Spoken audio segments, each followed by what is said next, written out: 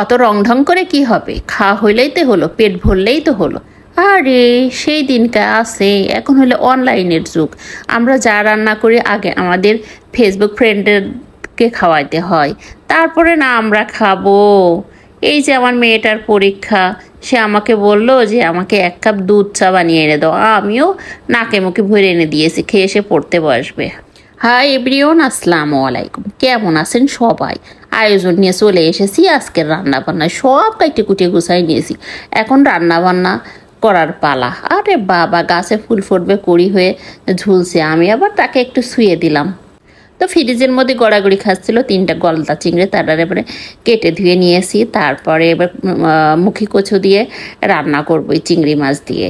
আর রান্না করব ছাগলের পাইয়া বা নেহারি জারি বলে। তো রান্নায় চলে যাই।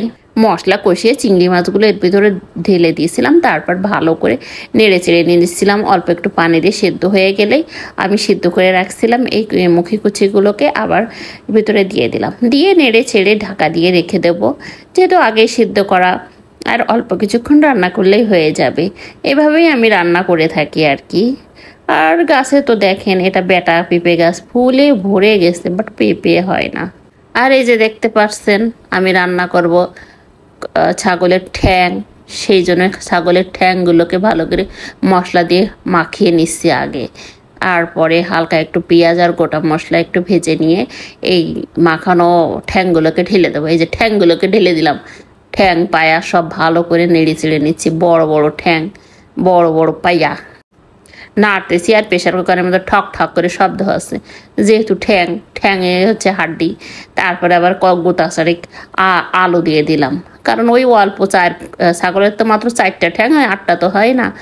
ওতে তো আর হবে না, কম হয়ে যাবে না রান্না করলে। তাই গুঁড়া চারেক আলু ওর ভিতরে দিয়ে দিলাম, দিয়ে পানি দিয়ে ভালো করে নেড়ে চেড়ে নিচ্ছি। এবার প্রেশার কুকারের ঢাকনি আটকায় দিলেই রান্না হয়ে যাবে। বেশ কিছুক্ষণ দিয়েই রাখতে হয়। তারপর আবার কিছু ফল ছিল, সেগুলোকে আমি সাজিয়ে গুছিয়ে নিচ্ছি, ঢেলে নিচ্ছি। ড্রাগন আর ম্যাঙ্গো, দেখেন দিনই কত সুন্দর ফল। তারপরে দেখেন রান্না হয়ে গেছে, আমি প্রেশার কুকার খুলে নিয়েছি। তো এই অবস্থা হয়েছে, দেখতে এরকম লাগতেছে। তারপর এগুলারে আবার একটু প্যানের ভিতরে ঢেলে নেব, নিয়ে আর একটু জ্বালাবো। জ্বালাইলে ভালো হয় আর কি। প্রেশার কুকার থেকে রান্নার পরে কেমন ঢেলঢেলা হয়ে যায়।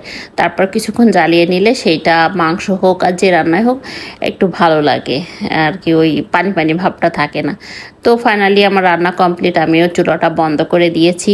তো কেমন লাগছে সবাই অবশ্যই কমেন্টসে জানাবেন। আর কে কে পায়া খেতে পছন্দ করেন, গরুরটা নাকি ছাগলেরটা, সেটাও কিন্তু কমেন্টস করে জানাবেন। তারপর আমি সুন্দর করে আবার কয়েক পিস বেড়ে নিচ্ছি, দেখি খাইতে কেমন টেস্টি হইলো, কি স্বাদ হইলো, সেটা তো দেখার একটা বিষয় আছে, তাই না? শুধু রান্না করলেই তো হবে না, খাইতে তো হবে।